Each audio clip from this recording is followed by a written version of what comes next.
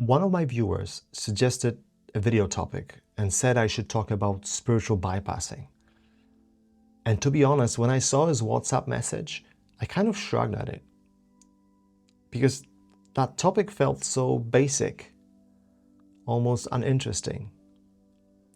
Something anyone listening, and me included, would have probably figured out a long time ago. And at this point, you and I are beyond the reach of spiritual bypassing.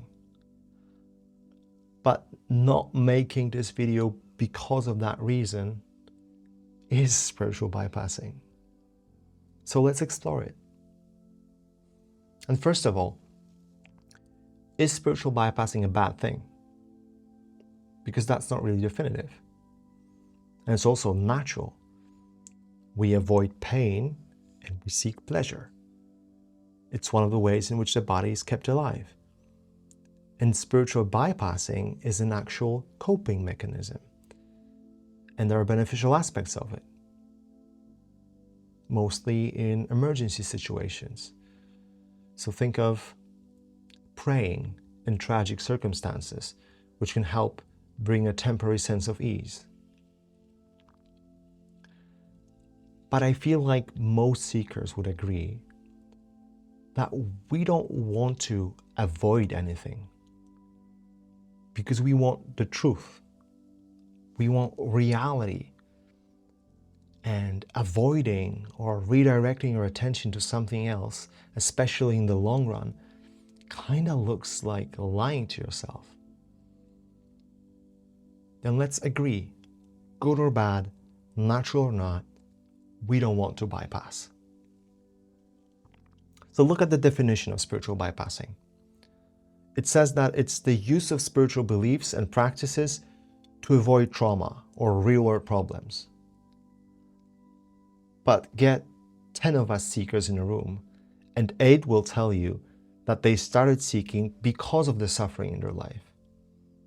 And I'm speaking from experience. There might have been no study made, but it's been consistent in my interactions with other seekers, both in person and in my sessions. So if the seeking story started with suffering and a promise to resolve it, then you could technically say all spiritual seeking is bypassing. But that's too simplistic, because it's not a story of an unconscious mistake that we're making. We were deliberately looking to escape suffering and turned to spirituality for that very reason. So it's not a delusion. It's not some pattern you're not aware of. And also the supposed signs of bypassing, as per the definition, are a sort of a weird positivity or premature forgiveness, but also emotional detachment. And I never felt like that. And I suspect that you also don't see this as true for you. So you read that and it doesn't describe you. It feels like spiritual bypassing is something you don't have to think about. And maybe you're like me and you were never in the feel-good lane in the first place. You wanted the floor to come out from under you. You went looking for the ultimate thing, the one that goes all the way down. And on the way, you actually became accepting and even welcoming of psychological pain, because that's the price to pay for the truth. But why is that truth worth the sacrifice? There could be this assumption that it can cut through all the trauma, the personality, the relationships. So seeking enlightenment is not explicitly a way to avoid emotional work, but it does offer a hope of transcending it. So if you have this idea that what you're pursuing, once you find it, is going to solve issues, like bodily issues like chronic pain, or emotional issues, relationship issues, that's a myth.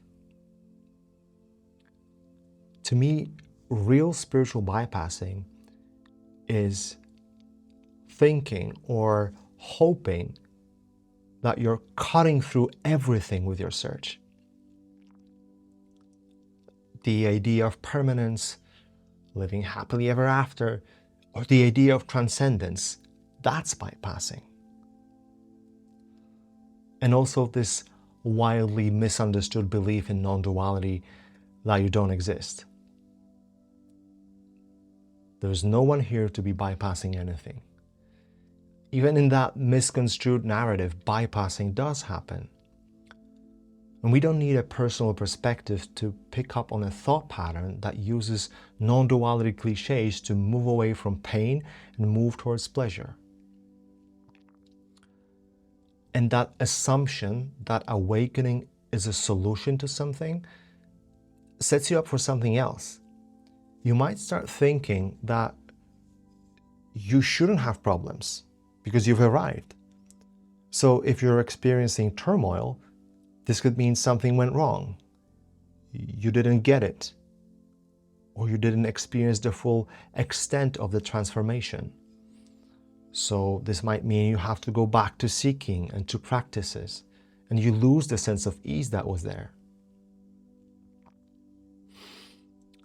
In my videos, and most importantly in our sessions, we're exploring what I call the forgotten feeling. Don't get hung up on that. It's this inexplicable register to which consciousness can naturally stretch to. And it does cut through layers. The narratives of success, a meaningful life, disappointment, grief, guilt, and even the idea of an experience being good or bad becomes murky. The problems, the story of your life, that doesn't get solved. It's more like it ceases to be real. So in that set of conditions, yes, there is no problem. There's no suffering. Even if you're about to die, this isn't necessarily a bad thing.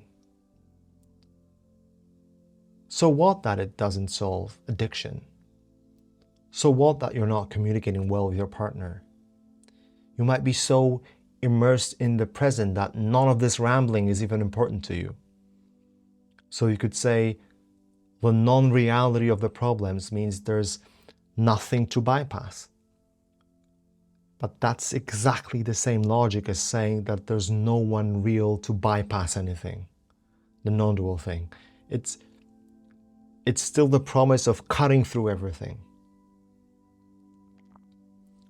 And we might have this idea in spirituality that once you attain the transformation that you're after, that's going to flush all the conditionings.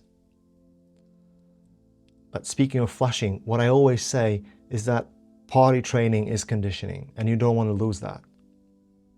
And that's the thing, you won't. And same goes for language and many other things. You might lose the meaningful driver to do therapy, but the behaviors, the emotional patterns, they don't necessarily go away. Maybe it solves existential tension, compulsive thinking perhaps, but it won't improve your relationship like communication would. It might get easier to work with the emotions, yes, very much so, but it might still be necessary. Stress is still going to happen. You're still going to get sick. You might not have moods, but you have emotional reactions to things happening. You still have preferences, still have your temperament.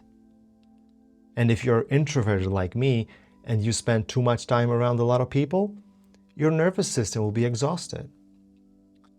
And it doesn't matter that there is no story of being an introvert or extrovert. There's still individual differences between us. And there's going to be tragedy, just no drama. But hey, spiritual bypassing is just words. And right now, in this space, nothing needs fixing. So whatever's natural and was already there takes priority. The self-preservation instinct is doing what it's supposed to do. as long as you're alive and basic needs are met, it's all fine. You can be physically addicted to a substance and it doesn't pose an existential problem because there are no existential problems anymore. So it's really a matter of the question, is there such a thing as thriving? And do you want that? For me, it seems the instinct to thrive and unburdened by story, that's what's left when nothing is riding on that idea of transformation. And efforts to be healthy, to have a good relationship, to not be a menace to others, these come naturally. What is it like for you?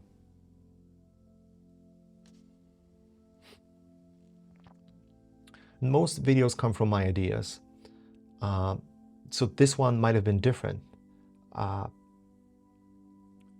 you know what? There's really nothing to say.